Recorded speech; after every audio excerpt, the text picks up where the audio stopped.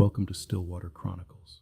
Tonight, we settle into a story about a cinema that showed a film nobody can remember booking. There is something about an empty cinema that feels like holding your breath.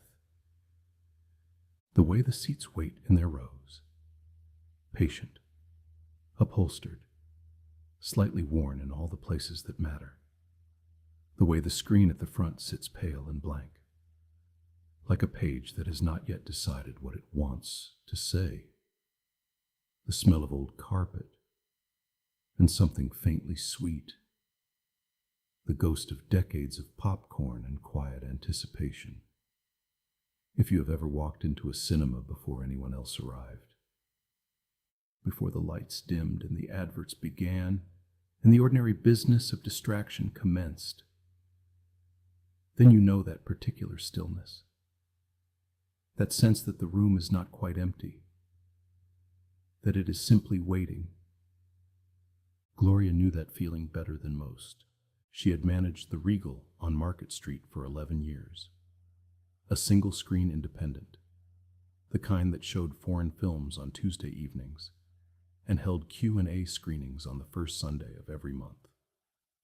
The kind with a kiosk counter topped in worn laminate and velvet curtains, the color of dried roses, that had been there since 1987, and a projection booth that smelled of machine oil and warm celluloid and time. The kind of cinema that survived not because of profit margins, but because of love. Hers, and the love of the small, faithful community that kept coming back. She arrived every Wednesday morning at 8. This Wednesday was no different, or at least it seemed that way at first.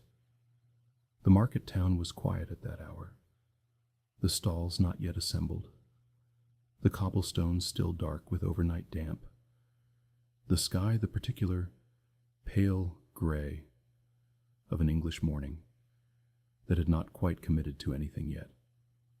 Gloria unlocked the front door, turned off the alarm, and put the kettle on in the small back office where she had spent 11 years of mornings, surrounded by film schedules and coffee rings and the particular clutter of a life spent keeping something alive. She was on her second cup of tea when something made her pause. She could not have said what exactly.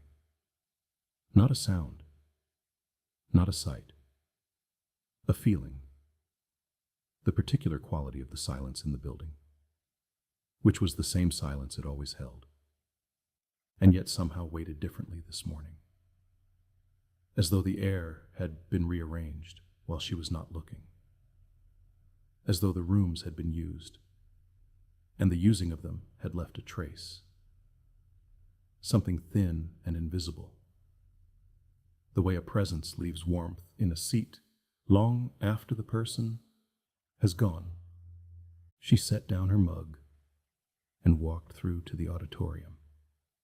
Screen 1 was as she had left it on Tuesday evening. The aisle lights were off. The velvet curtains were drawn across the screen. The seats stood in their 32 rows, each one a deep, faded red, the color of something that had once been brighter and had slowly, gracefully given that up. But she walked slowly down the center aisle, and she looked at the seats, and she noticed what she had learned over 11 years to notice. The small compressions in the velvet where weight had rested, the cushions that had been pressed down and had not yet quite recovered. Row by row, working from the back toward the front, she counted them. 14 seats, occupied at some point in the recent past. She stood in the middle of the aisle for a moment and was very still. Then she went to the projection booth. The projection booth smelled as it always smelled, oil, warmth, the particular metallic sweetness of film stock. The Regal still used a 35mm projector, one of the last in the county. Gloria maintained it herself. She had taught herself the threading and the timing, and the careful, necessary attention it demanded over years of quiet practice. She knew this machine the way you know something you have tended for a long time. Its sounds, its rhythms, its particular complaints when the temperature dropped. The projector had been run. She could tell from the warmth of the lamp housing, still just above room temperature, in the way that things retain heat long after the source is gone. She could tell from the slight looseness of the feed reel, the way the mechanism sat with a very particular kind of spent readiness.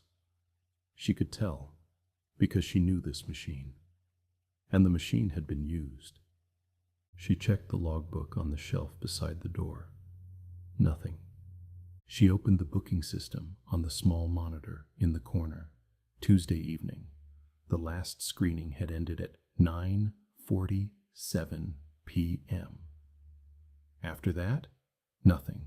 No bookings, no private hire, no events of any kind scheduled until Thursday afternoon.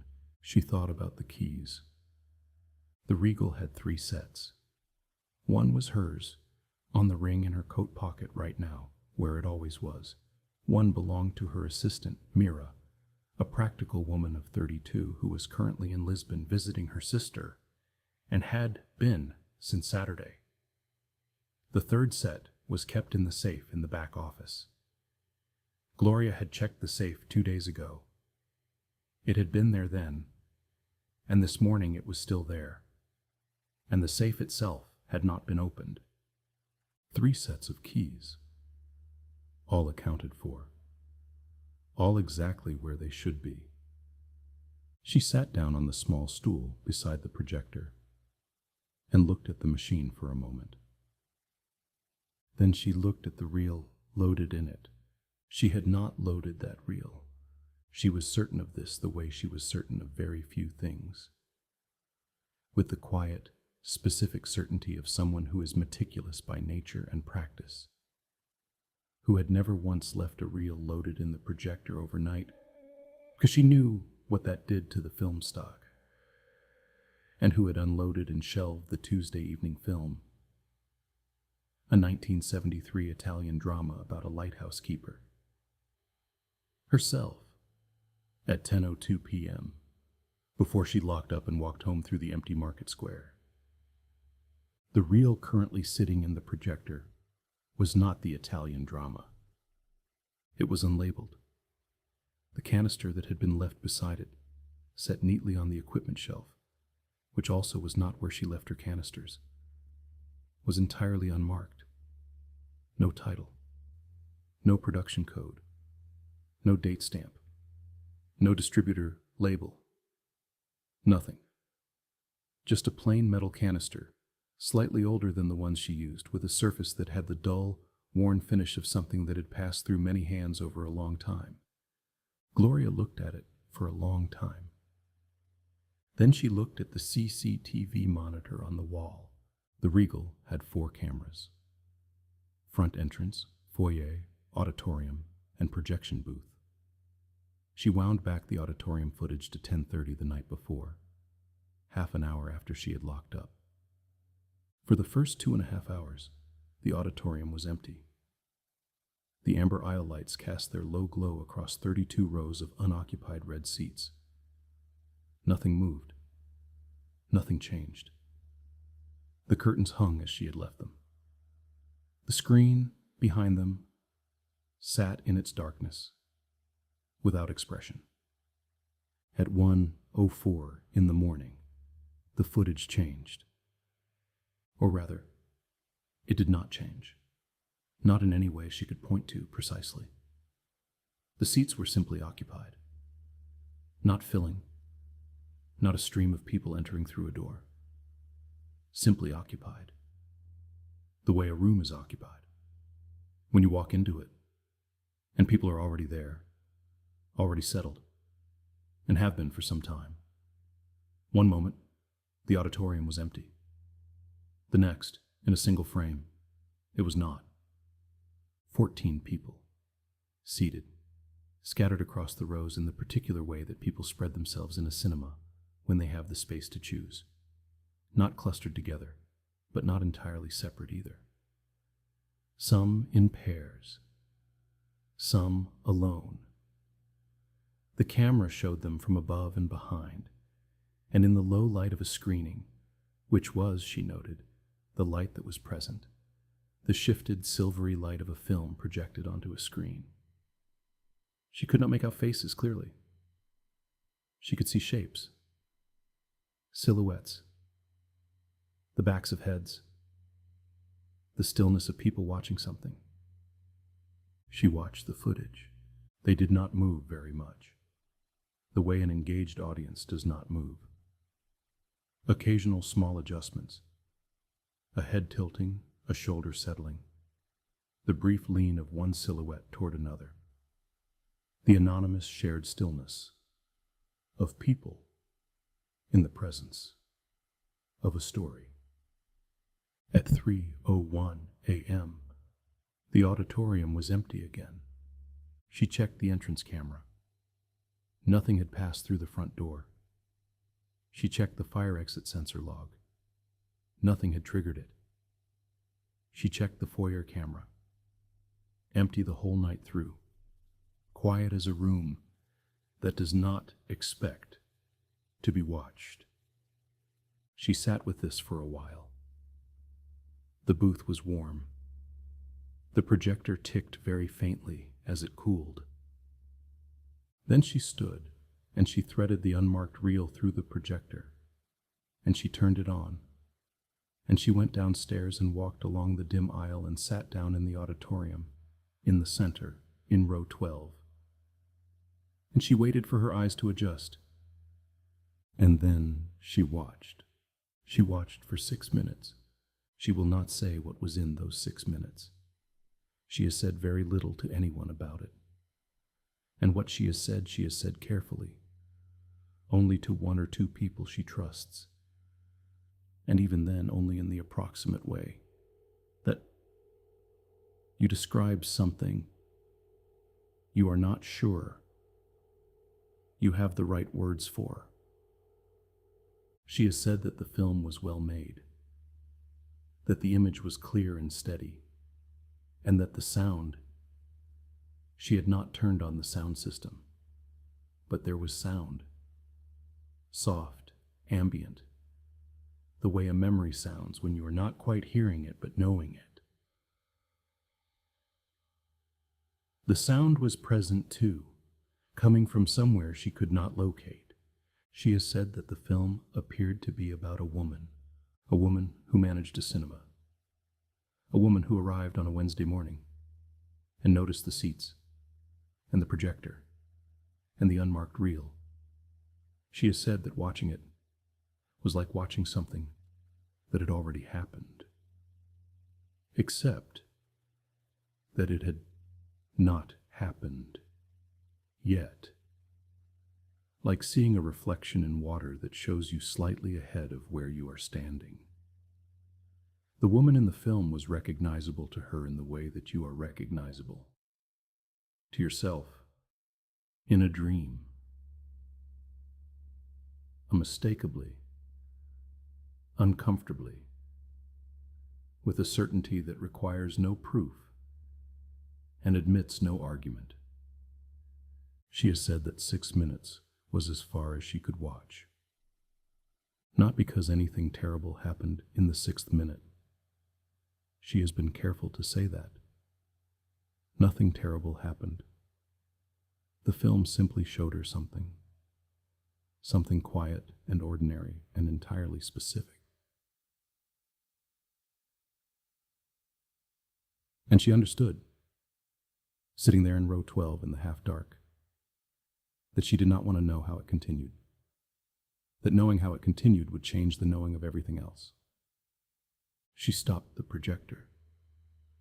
She climbed back up to the booth. She removed the reel from the machine with steady hands and placed it in the unmarked canister and set the canister back on the shelf, where it sat beside the equipment she recognized, and the logbook she maintained, and the monitor that showed 4 camera feeds, all ordinary now, all empty, all still. She stood there for a while, looking at the canister. Then she went back to the office and poured another cup of tea and sat at her desk with it and let it go cold. The Regal opened that afternoon at 2 o'clock, as it always did on Wednesdays. Gloria sold tickets from the laminate kiosk and made small talk about the weather with regulars she had known for years. She ran the projector. She watched the scheduled film unspool from a reel she had loaded herself, in daylight, with her own hands, and she listened to the ordinary sounds of an audience in the dark below, the occasional soft laugh, the creak of a seat, the rustling of a paper bag. She kept the unmarked canister on the shelf in the projection booth. She did not watch the rest of it. Some evenings, closing up, she would stand in the doorway of the booth and look at it. It sat where she had left it, plain and dull and handled, the way objects look when they have been touched by many people over a long time. She had considered, more than once, removing it, taking it somewhere, giving it to someone who might know what it was and where it had come from, and how 14 people had come to sit in a locked cinema at 1 in the morning to watch it without leaving any trace of their arrival or their departure. She had not done this.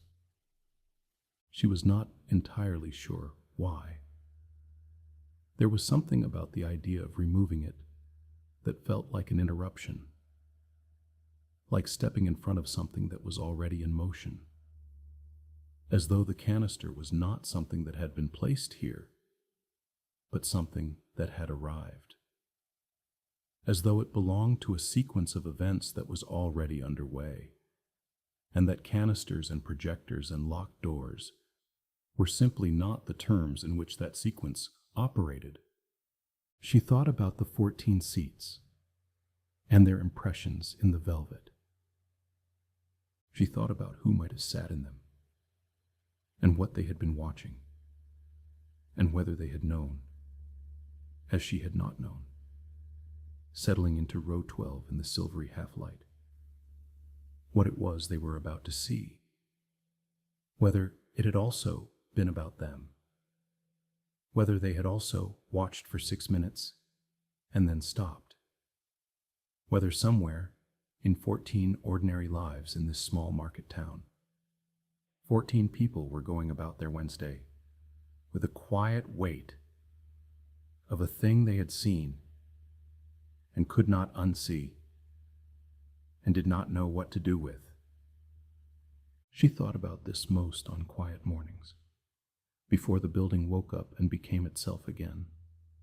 A cinema, a place for ordinary films, a place for the ordinary magic of sitting in the dark and watching a story someone else had made.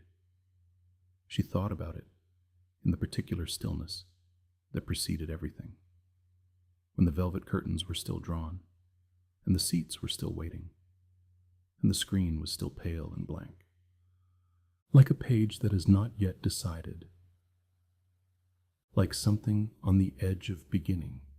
The Regal is still there, on Market Street, if you know where to look. It still shows foreign films on Tuesday evenings. The kiosk counter is still topped in the same worn laminate. The curtains are still the color of something that was once brighter and has quietly, over time, let that go. Gloria is still there too. 11 years, and then 12, and then more. She does not talk about the canister. She has not moved it from the shelf in the projection booth, and she has not threaded it through the projector again, and she does not intend to. But sometimes, on a Wednesday morning, in the particular stillness before the building wakes, she will stand in the doorway of the booth and look at it sitting there in the low light. Plain, handled, patient. And she will think about the 6 minutes she watched, and about everything that came after the moment she stopped. All the frames she will never see. All the things the film might have shown her if she had been willing to keep watching. The whole, quiet shape of something she knows the beginning of and may never know the end of. And the projector sits beside it, clean and ready and still. And the screen downstairs is pale and blank. And somewhere, in the soft and unhurried machinery of things that have already been set in motion, a reel turns. Thank you for listening to Stillwater Chronicles, where even the quietest projector can carry a story.